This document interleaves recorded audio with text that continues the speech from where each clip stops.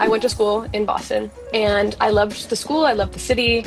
I didn't love how few editing courses there were. So I graduated a semester early and I found your guys' class and it basically filled in all the gaps. You Yeah. come out of this course saying, I want to cut nonfiction, that, and then you get an opportunity to cut in commercials. What is it like to shift gears? It's more like I don't always like what I'm working on, but like the technical skills that like I've learned, those are the things I am happy with. I take pleasure with.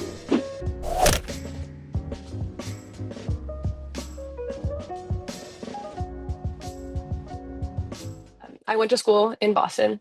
I went to Boston University, and I loved the school. I loved the city. I loved, the liberal arts education I got. I didn't love how few editing courses there were.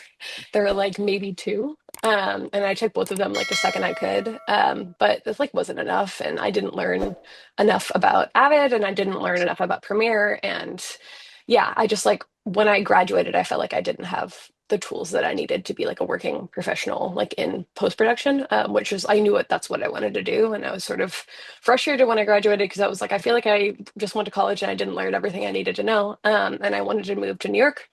So I graduated a semester early, and I came to New York and I found your guys' class. And it basically filled in all the gaps. It was kind of like the perfect, like, pairing to like the end of my senior year. And I remember like we had, I think I'm forgetting his name, but the editor who did Nora Ephron's Heartburn, Bob, I want to say Odenkirk, but that's not the right person. Um, No, Bob's not. Bob Odenkirk's not. yeah, that's an actor. We can But find out who your artist in Earnhart? residence Is it was. Bob Earnhardt? Is it Bob yeah, it was Earnhardt. it Yeah. was a Bob, but the guy who so who many edited, Bob?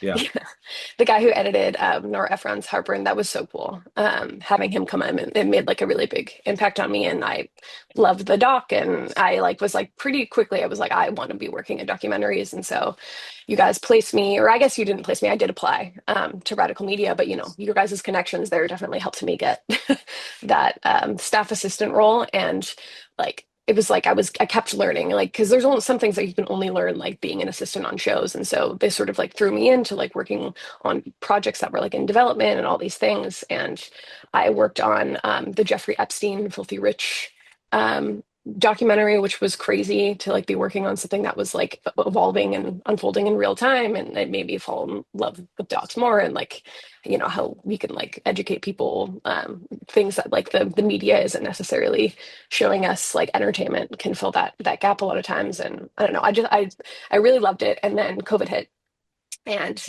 they didn't really have work for me, and like I was still pretty green, and so they sort of like set me up with some of their advertising stuff. And then you guys connected me with, it's, I guess they're now WPP Productions, but I got sort of a foot in the door in the commercial world, which really helped me. Like it's being able to do that when you're not working on docs is like huge. And so I started working at Hogarth, which became Ogilvy, which became WPP Productions, and then I interviewed at a post house called Exile Edit, and I became a staff assistant editor there, like in the commercial world. And so I sort of pivoted to there, and I learned all of the Premiere stuff that I wasn't getting as much learning at Radical because they're so Avid heavy because they're documentaries. And so I feel like I really, between the class and the Radical placement and like working in commercials, I feel like I really became like a very well-rounded assistant editor. That's a lot of hats to be wearing. And you come Yeah. out of this course saying, I want to cut nonfiction. Radical Mhm. satisfies that. And then you get an opportunity to cut in commercials. What is it like to shift gears from Yeah.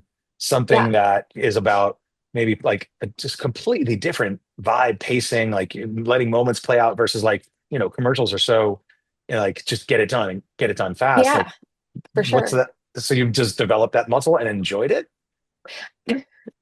I wouldn't say I enjoy it. In some ways, it feels like easy mode Hmm. sometimes because it's like, oh, we're working on a 15-second spot. Oh, it's like 30 seconds, like max 2 minutes. It's more than anything, the stressful part of it is the volume. There's so many platforms that they're putting these advertisements on, so many formats, like having to like do basically pan and scan for all of these different like 9 by 16, 4 by 5, 1 by 1. Um, and they have the assistants doing all of that stuff, like readjusting things. And sometimes, these ads are very VFX heavy because like they want to pack a big punch in like 15 seconds. And so learning all of those workflows like with online and all of that has been like really interesting. And like it's more like I don't always like what I'm working on, but like the technical skills that like I've learned, like those are the things that like I am happy with. I take pleasure with like working on those sorts of things. But it's definitely not my favorite thing to be doing. It's just a good way to make money. Right.